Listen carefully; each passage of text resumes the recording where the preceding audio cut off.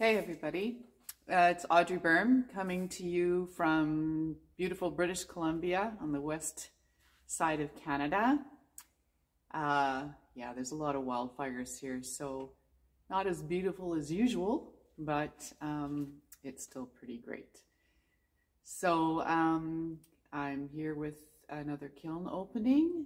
There's not too much in here because I have a few big pieces, but still, like to share. So, see you in a minute.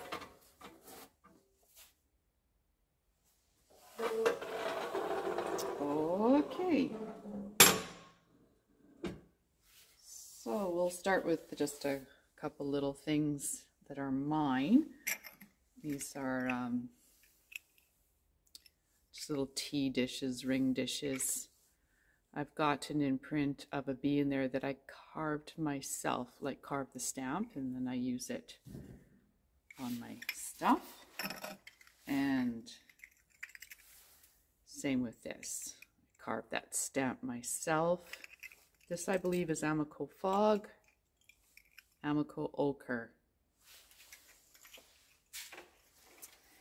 And then I have a spoon rest that is in order, many more coming. And this one is Mayco Alabaster.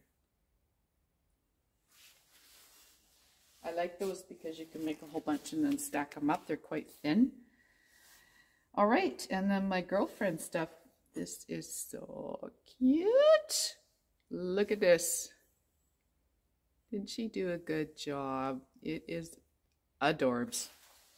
I have no idea what glaze that is. That's their studio white.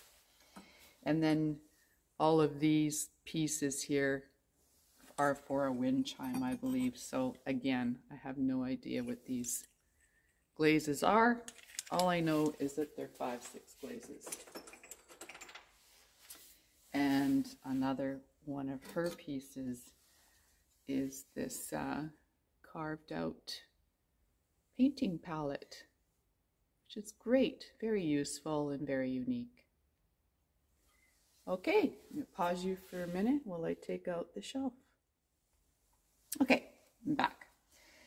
So, a few more of my friend's things. I think she's making a mobile or giving them as gifts, I'm not sure, but they're these hearts. And they're all just a little bit different. One's a very pretty blue. Again, I have no idea what the glaze is. Okay.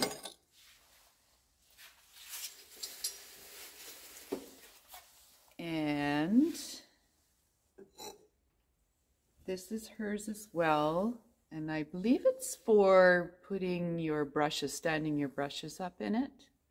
And this would be like a water well. I'm not exactly sure, but yeah, nice. Whatever this studio white is that they're using, well, this one is bisque, but it's beautiful. Oh, there's one more of hers here, the Holy Family. Nice, eh? Yeah, it's a satin matte, and it's a really nice glaze. I might have to ask about that one. Okay. And then I have a couple of salt pigs that are for an order, and they are Mayco Alabaster. I make like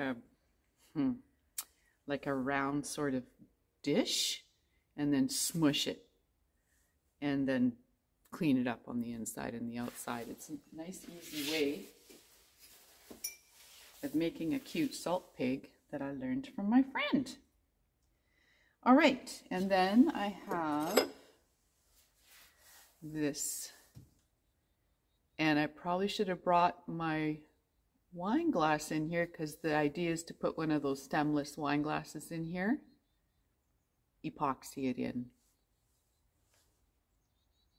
Yeah, on a future post I will show you. And then I have a tester, but I'm sorry, I can't even tell you what's all in here yet. But this is Georgie's Dark Trail. I love this clay. And all I did was put different glazes on it, which I have the sheet in the house, so I can label it all, and then I can post it for you. But this one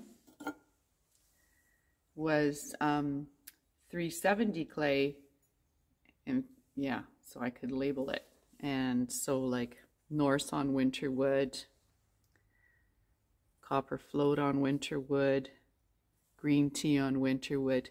Now these are all, I used the Camille Hoffman slow cool program and I augmented the fifth segment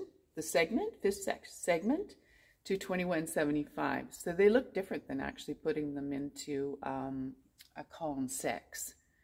So some of these things I actually prefer a cone 6. So just kind of experimenting. Anyway, I'm just gonna pause you for a moment. Okay, so I have 2 more pieces in here. This one is a hand-built bowl over one of those big IKEA stainless steel bowls, like they're really huge, and hand-built, of course, then, so it kind of comes up in the middle, but I don't mind that. This is on Plainsman 340S clay, so it has a slight speckle in it. This is Mayco Peacock, which looks lovely on it. I like that. And then on the inside, I did 1 coat of macadamia, which is the base of Mayco sandstone, and then 1 coat of sandstone, and you know, then the W's with light flux. And I used blue isle and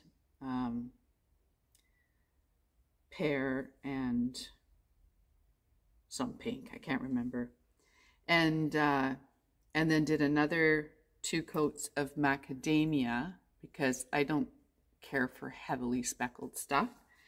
So with the Camille Hoffman, it turned out different than I thought it would, for sure. Although, you know, sandstone is yellowier, so it's got a kind of this orangey yellowy tinge, which, I mean, I like it. It's very different, just not what I expected. Anyway, there it is. It's good. And my last piece is a luminaire that I did quite a while ago. You know, it's just got to sit there for a while before you decide what you're gonna glaze it with. So this here is with Plainsman 370 clay. And yeah, you can see that I've carved and added. So I tried to be very loose with this. And I've got alabaster and winter wood, and I kind of put them on the leaves, on the vines a little bit, so that when I, like for instance here, went over the copper float here, that it kind of changed the look of the copper float so that you get just lots of variations. And let's see if I can move back a little bit.